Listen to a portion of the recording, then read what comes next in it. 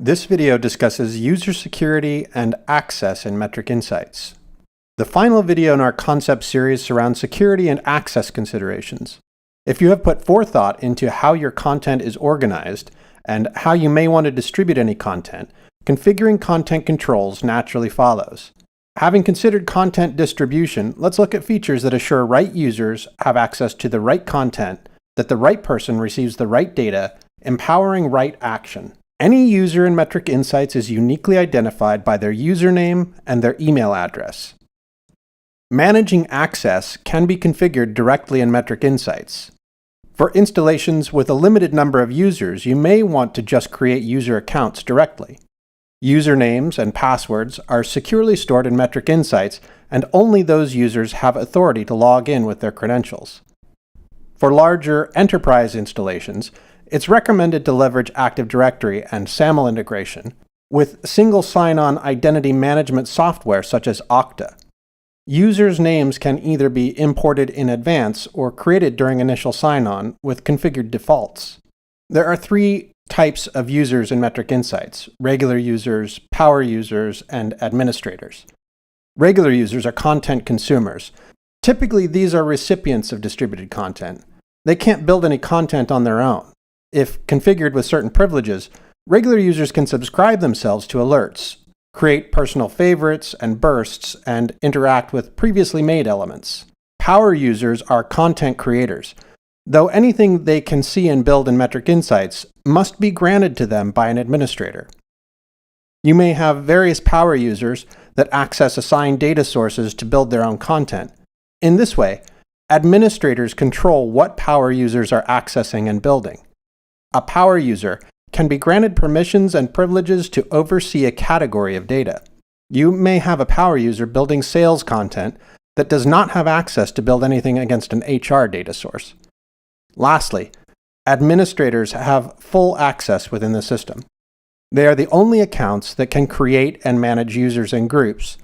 They also have access to construct things like email templates, import JavaScript charting libraries, and configure system variables. A user can have permissions directly assigned to them and also inherit permissions from groups they belong to.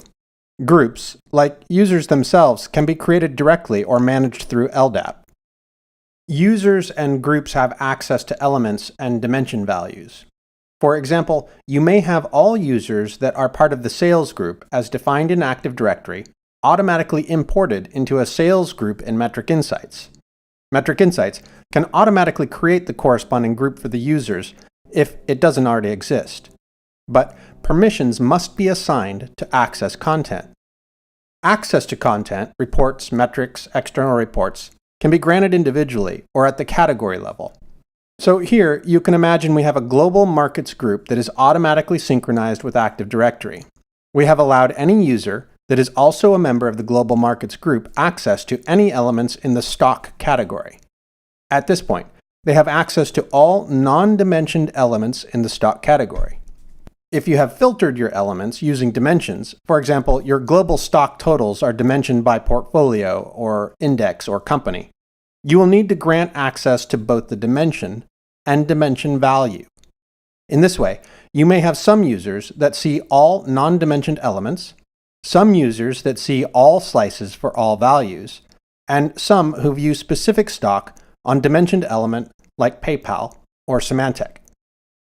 Access to categories, dimensions, and dimension values can be defined at the user level or inherited by the group the user belongs to. Users can belong to as many groups as needed. In the same example, you might have a manager that belongs to several groups, allowing them to oversee dimensions across multiple managed funds, or create a single fund group, which has access to those values. Content created from datasets has the added advantage of row-level security via user maps. User maps can be applied to a dataset to restrict visibility by username. The user map correlates usernames to specific values in the dataset. Imagine that we have a dataset providing global sales data. Each row in the dataset includes information such as sales values and country where the sale took place. Users want to receive information about the sales data that relates to their scope. The user map is a special dataset that includes the username and the country they're mapped to, setting up row-level security. In this example, you can apply a user map against the dataset that allows the North American sales manager access to rows in this dataset that correspond to North American values. They have a customized view into the dataset, and using the user interface can write their own reports. The same is true for the salesperson overseeing China.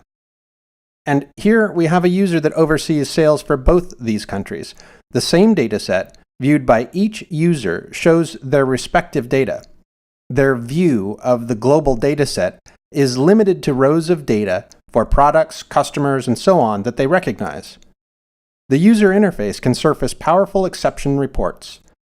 Reports created from a dataset can integrate with Tableau and ClickSense dashboards to display both detailed data and pre-filtered visualizations from BI tools in the same report. For more information on integration with enterprise user management, single sign-on, user permissions, or user maps and datasets, see the links below.